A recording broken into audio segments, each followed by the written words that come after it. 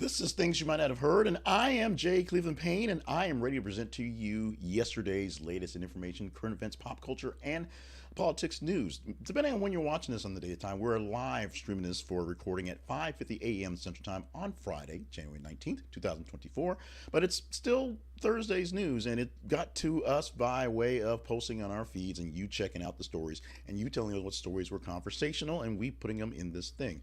We will explain all that in a moment, but 8 stories that are in the feed in the queue to give to you for this Friday morning as we do this. And like I said, we'll explain how it works out and give you some fun stuff to stick around for. So make sure you stick around for the fun stuff. A full show ahead of us for this Friday morning. Visit our website. This is conversationproject.com for more information about how we do this thing every day, and email us anytime you feel like it. Literally anytime that pops into your head at the conversation inbox at gmail.com. Let us know what we can do to do things a little better, or sometimes not so much as worse. Sometimes there's a difference. Today is Friday, January 19th, 2024, and the headlines we have for today, no particular order as they're being presented, just this is how they laid out when we did the drafting. Although our first story is actually the top story for this morning. It just sort of happened that way. It was interesting that it was such a big deal. Well, actually, not so interesting one's such a big deal because this one is pretty much a big deal. The story of the day yesterday. Law enforcement response to Uvalde mass shooting was a failure, DOJ says. The Department of Justice was on the scene in Uvalde, Texas, as they gave their report to the families day prior and to the world day of, basically saying that there were so many things done wrong on that day that it was just you can't even go past it. 14,000, that's with 30 pieces of data and documentations were compiled for a 575-page report.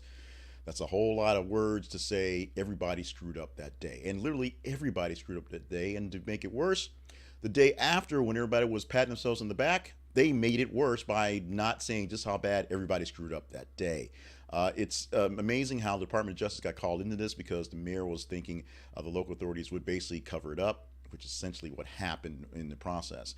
Now the families are pushing for more prosecutions. The attorney general there in Texas, in that county, is still working on what to do about the non-responses from many agencies and many local police officers.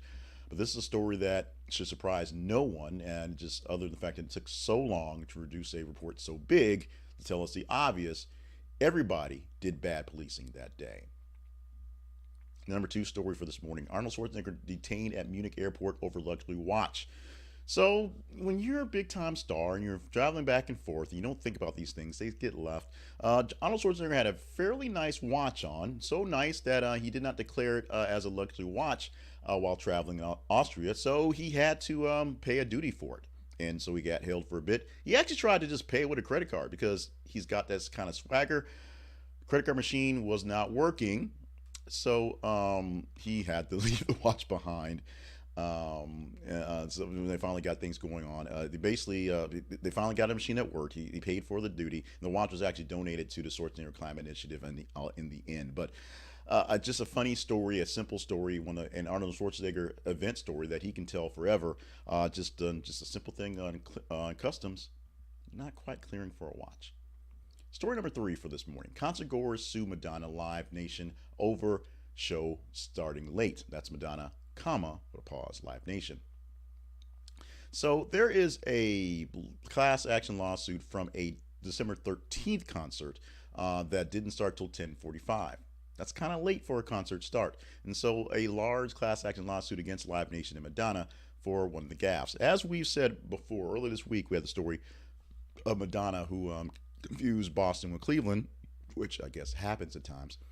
But we're dealing with the fact that Madonna, of course, delayed the tour because of illness, and is, of course, I'm not saying she's old, but she's doing a lot of stuff, getting a lot of things in there. So there's a lot of stress going on in the concert series and what's going on.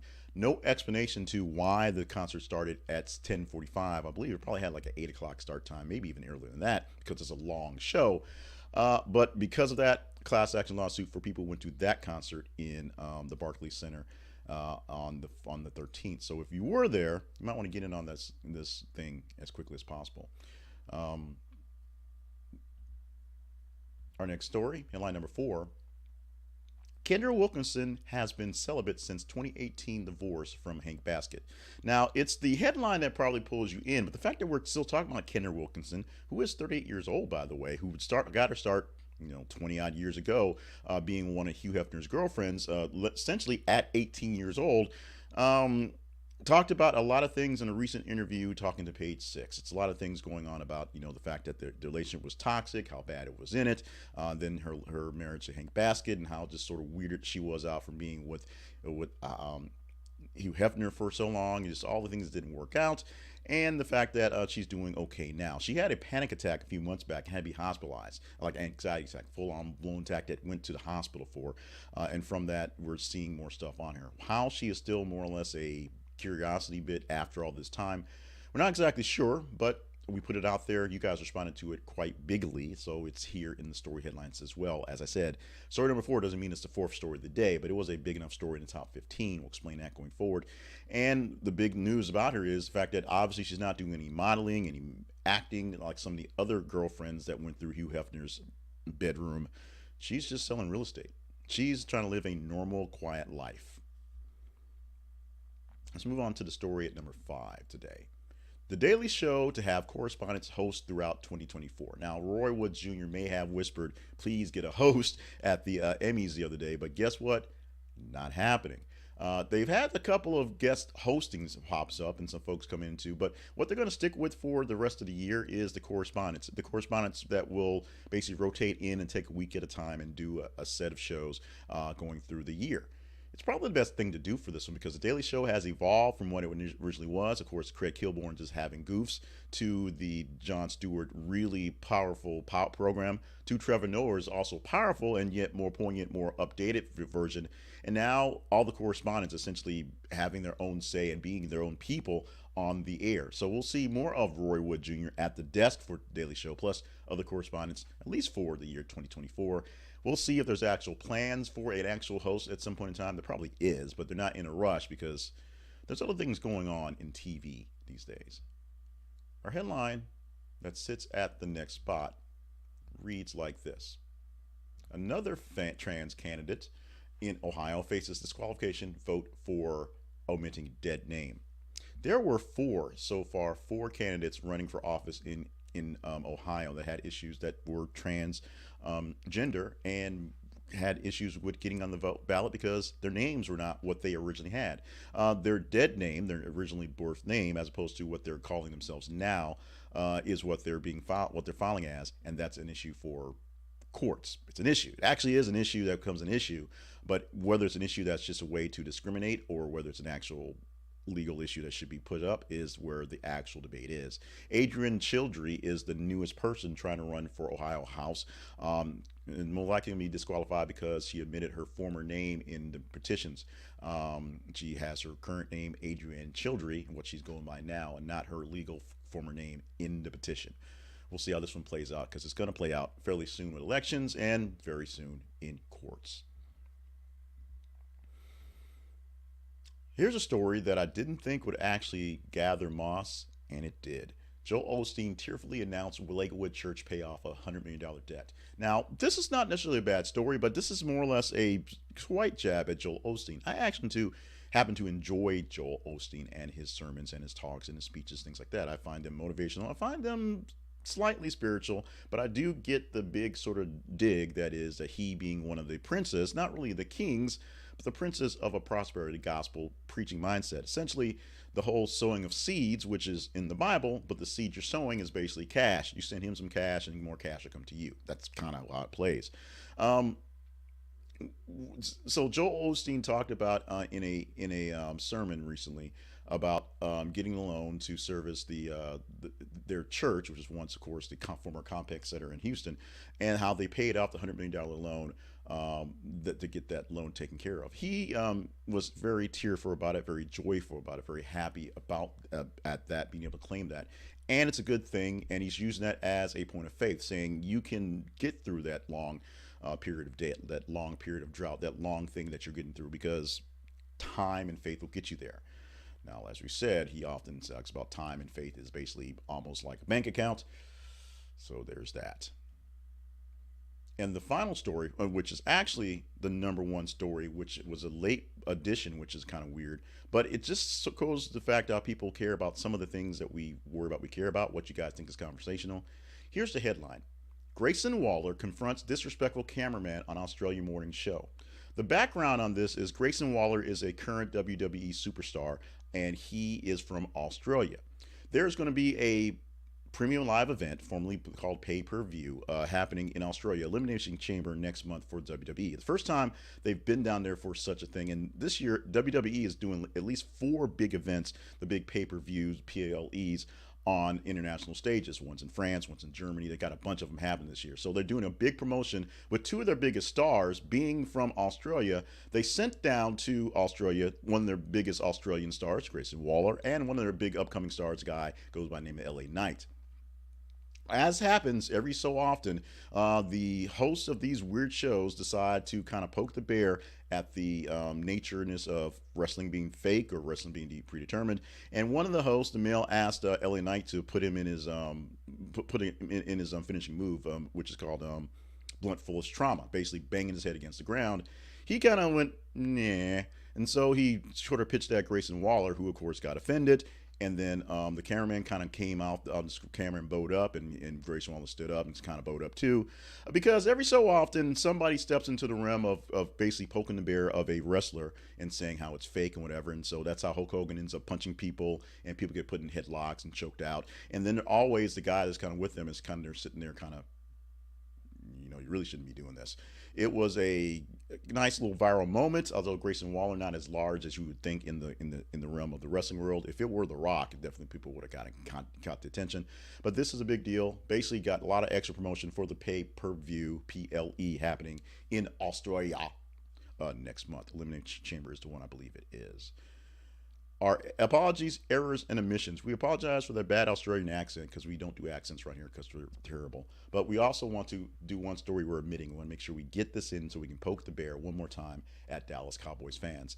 Matt McCarthy will return as Dallas Cowboys head coach despite stunning playoff ouster. While everyone joked about the fact that Bill Belichick was definitely going to be the next coach of the Cowboys, if not in this week, by the fourth quarter of that game, Mike McCarthy is there again. Now, here's the thing. The Cowboys have make it to the playoffs consistently. They're playing very well in the regular season, and they're showing they could be America's team if they can just win something. The problem is they keep getting blasted in the playoffs so poorly, especially this one so poorly at home, letting a young team that had no chance roll all over them in this playoff win for them, that being the Packers. But we shall see what happens for McCarthy going forward. Let's move to our teaser story for this morning. This is a story that we could chat up tomorrow, or actually Monday, if it survives. I doubt it survives. It's probably the only chance we'll chat this up at all. So if you want it, you can make it happen. Go to our feeds on Facebook and Twitter. Facebook.com/This is a Conversation Project and Twitter.com/th_conversation. Engage in the stories, all stories we post every 50 minutes on our feeds. And if this one survives the weekend as a top 30 story from Friday, Saturday, Sunday, and Monday, we'll pull it up there. I don't think it'll be in the top 30. I don't think there's much chance, but here's the headline that you could maybe contend to be in the top for this upcoming Monday. Texas man killed by naked man who beat him to death with firewood he was delivering. This coming from Fox News, and yeah, they kind of have to throw these things out there, and it was salacious and it's kind of ugly, so we're seeing what happens. Scotty Jackson, a 51-year-old man, was delivering firewood to a home in Fort Worth on Saturday when he was brutally attacked by said naked man who eventually killed him, beating him with the wood he was delivering. You want to go deeper into the story? You probably don't, but just in case you do, just in case you're curious, just in case you want us to really do this, if you really want me to deal with this one, go to the story in our feeds. Go to the feeds when you're checking other stuff on Facebook and Twitter, and go to the story, engage in it, hit like, hit love, hit hate, hit share, and if it's high enough, if it's a top 30 story of the weekend, we'll put it in there. It'll be the top 10. We'll put in the 10 stories we report on. We'll do it. We also want you to do a greater job in your work life in the next year or whenever. So keep this one in your pocket if right now is not the time. It's called Resume Solution, and it's a website that can help you work on your resume. get your life in order, or your work life in order, definitely, and organize some things and get you more chances at interviews. They guarantee you more interviews with a better resume by using Resume Solution. And they'll have a free review, so you don't have to pay much to them. Now, if you do pay them, go to our link at this is theconversationproject.com/resume solution. This is theconversationproject.com/resume solution. And you can help us out because we get commission from you using their service. It's that simple. They will help you draft your resume into a way that's more, just makes more sense. A lot of times we get so really stuck up on things that are out there that we've done that we think are kind of cool, that in the real grand scheme of things don't really make a difference. And some things we don't really point out that actually are bigger skills now than were then. And sometimes we hold on to very old jobs and very big skills that seem like a thing that we are to highlight, but they're things that most employers either assume are there as basics or are looking for newer things. Resume Solution has a great team of people who can help you figure out what should be on your resume, and that resume can help you get more interviews. They guarantee you that one. Go to our link. This is theconversationproject.com/resume solution, our affiliate link to help us out along the way. Visit other sponsors at our sponsors page and keep things going, keep your life going. Maybe this is the year for that new job, or you just want to update your resume just for yourself. Get some help from Resume Solution. The Conversation Project lives online at this is theconversationproject.com. We want you to check out our website because it gives us more time to do more newsy stuff, less time rambling on about the Conversation Project, and you can just see for yourself and find the things you're looking for. You can find links to our feeds, which we already talked about. You can find links to our locations where we produce things on YouTube, on Facebook, on Twitter, on Instagram. You can find more information and links to our short hot takes on YouTube Shorts and TikTok. You can find the links to the replays of this and the newsletter for this, so you can just get the articles without my talking, or get the talking without my face, or get more of my face in replays, and get the weekend stuff as well. Weekend shows include the weekly wrap-up. That is the top 10 stories per your pure engagement numbers. We don't go through the tops or whatevers and kind of move them around for a great story. These are the pure top 10 stories. We had some very big stories coming out of the weekend that were just phenomenally engaging. So we have a good idea what stories are at the top, but we have one more day to add in for our Friday stories to see what will mix it up and what stories will be the greatest for the week. Check it out in a other feed coming down the line. And also check out the story of the week, where we take one of those top 10 stories and expound on that one, because we're assuming you're asking for it. So we're going to do our best to give you more of that one. Go to your email and email us at theconversationinbox@gmail.com anytime you want to, and let us know what to do better. And visit our partnerships page. Our partnerships page allows you to connect with us and help us get more stuff done, literally help us get more work done. If you deem us worthy, and we do not shy away from anything you want to give to us, help us out, be a partner, be a friend, add stuff to the coffer so we can keep things going here. And you'll hear more background story, so there's less of me doing sob stories about Tornado House here, more of them there to let you know how we're overcoming those things in the real time. Thank you so much for anything you contribute. Remember, the free stuff, which is going to the feeds and emailing us with ideas and thoughts, are the most important things. But yes, the partnership stuff helps out a lot. You know what helps out a lot? Getting to the fun stuff, because we know we have survived another great episode of Things You Might Have Heard. And fun stuff for the day, fun stuff for every day starts with birthdays. Fun stuff for today starts off with a big birthday, a 78th birthday for Dolly Parton, that super sexy old lady who's out there wearing Dallas Cowboys cheerleading stuff and doing rock and roll hard school style and just being Dolly Parton, which is kind of awesome. A national treasure who is, there's really not enough good things you can say about her. I'm sure somebody has bad things about her. I'm sure someone had a bad business deal or lost out on a contract because of her, but probably said, I'm sure she smells like vanilla. She smells just like sugar and powdery donuts. You cannot fault Dolly Parton. You can't say anything bad about her, and there's nothing you can say, I don't think. So let's just say happy birthday. We love you, Dolly Parton. 78 on this day, the 19th of January. Other quick wishes to Shawn Wayans at 53 and Jodie Sweetin, who is 42 years old. Our history lesson for today goes to 1953. On this day, showing the power of television back in the day, 68% of all U.S. television sets were tuned into I Love Lucy to watch Lucy give birth. Back in the day, and yes, there were less people and less television sets, if you will, but back in the day, the attention of 68% of people who owned a television, who had a television, and of course, people were over at people's houses who did not have television to watch something like this, to view this one particular event. That was when appointment TV and things were really there. Now that everything is streamed and clipped and watched delayed time, things don't happen this way. Sports events sometimes, but those things are mostly watched as clips as well in the meantime as well.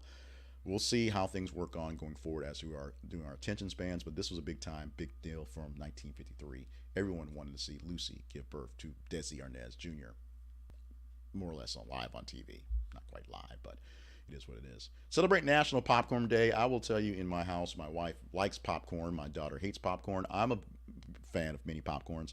But Popcorn Day is the day you can celebrate the crunch that we enjoy in the annual celebration that satisfies day or night. It's a perfect snack pretty much anytime you want to. You can have it sweet or savory, caramelized, or you can just have it straight up out the package. No salt added, just straight up pure popcorn. Not too bad. Popcorn Day. Celebrate National Popcorn Day. Grab you a bag from the convenience store. Pop you some in the microwave. If you have a popcorn pocket, get one of those Jiffy Pop things. Have some fun with that. National Popcorn Day. Have some fun. And very quickly, let's get to a poll question for today. And it is simple. Is the U.S.'s blind loyalty to Israel a problem? Right now, Benjamin Netanyahu is saying that there will be no two-state solution in Israel. They will rule the land from the river to the sea. They must rule the land from the river to the sea. Otherwise, there will be chaos and bedlam. Another president said that. But the president he's currently working with, that is Joe Biden, is like, you can't do something for a two-state solution. And Netanyahu is basically saying no, which is kind of odd when the U.S. is its greatest benefactor and its biggest best friend, yet you don't listen to anything you said. Much like, you and your best friend, when you give them decent advice and they go ahead and date that guy anyway, or get that tattoo they knew they should have gotten. Is the U.S.'s blind loyalty to Israel a problem for them, us, and all of us in the world? Go to our website, click on the link for this day's poll question, and we will see what happens. These poll questions helps us gauge what we can be talking about here in the Conversation Project and what we may do some long form things on. So check it out, see what you think about this one, and let me know what you think about the U.S. and its support, pretty blindly in some cases, for Israel. So what does this mean for the day? Well, right now it basically means we're done. The day is done.